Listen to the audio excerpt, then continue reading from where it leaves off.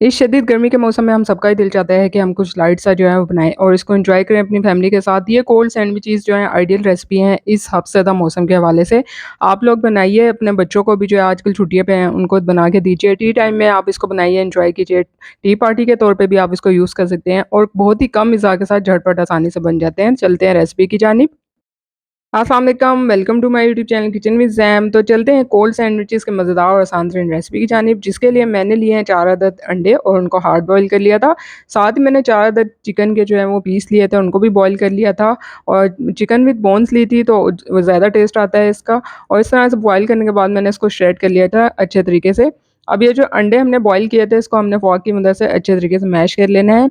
ये cold sandwiches खाने में इंतहाई लज़ीज़ और मज़ेदार होते हैं और इनको बनाने के लिए आपको इस गर्मी के मौसम में बिल्कुल भी मुशक्कत नहीं करनी पड़ेगी, झटपट आसानी से बना सकते हैं। इवन आपके गेस्ट आ जाते हैं, आप उनको सर्व कीजिए तो वो भी आपकी तारीफ़ ज़रूर करेंगे। मैं आप लोगों के साथ वही रेसिपी शेयर करती हूँ जो आसान तरीन हो और आप लोगों को बनाने के लिए इस पे जो है वो ज़्यादा खर्चा भी ना करना पड़े। तो यहाँ पे मैंने एग्स को अच्छे से मैश कर लिया था, इसके बाद हमने इसमें श्रेड किया हुआ चिकन ऐड कर देना है। साथ ही मैंने इसमें 4 से 5 टेबलस्पून जो है मायोनीज़ ऐड कर दिया था। 2 से 3 टेबलस्पून मैंने इसमें केचअप भी डाला था। अगर आप लोग केचअप नहीं पसंद करते तो उसकी जगह आप मस्टर्ड पेस्ट भी इसमें जो है वो ऐड कर सकते हैं। आप लोगों की अपनी चॉइस के ऊपर है। अब यहाँ पर मैंने एग्स और चिकन की क्वांटिटी के हिसाब से इसमें 2 से 3 चुटकी नमक ऐड कर दिया है और हाफ़ टी स्पून मैंने इसमें काली मिर्च का पाउडर डाला था। तो बस जस्ट यही इसमें इंग्रीडिएंट जाएँगे और कोई भी हमने जो है इसमें ज़्यादा मेहनत हमें करने की ज़रूरत नहीं पड़ेगी। इन सारी चीज़ों को अच्छे से मिक्स कर लेना है और ये मैंने कुछ जो है खीरे लिए थे उनको चंक्स में कटिंग कर लिया था, वो भी इसमें ऐड कर देने हैं। आप लोग अगर जो है गाजर पसंद करते हैं तो वो भी जो है बारीक चंक्स में कटिंग करके इसमें डाल सकते हैं।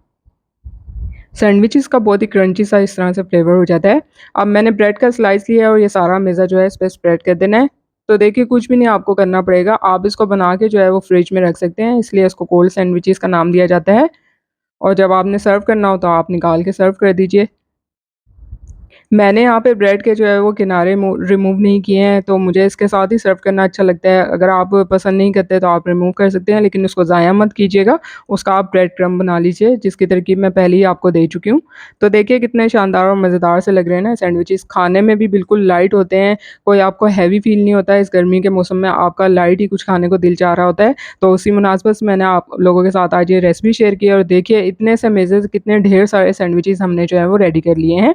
तो उम्मीद करती हूँ कि आपको आज की ये रेसिपी पसंद आएगी। रेसिपी पसंद आई है, लाइक और शेयर करना बनता है, साथ-साथ चैनल को सब्सक्राइब करते जाइए, बेल आइकन के बटन को प्रेस करते जाइए ताकि मेरी हर आने वाली वीडियो और रेसिपी आपको बर वक़्त मिल सके। जल्द मिलूँगी नई मज़ेदार और आसान तरीन रेसिपी के साथ। अल्लाह हाफ़िज़।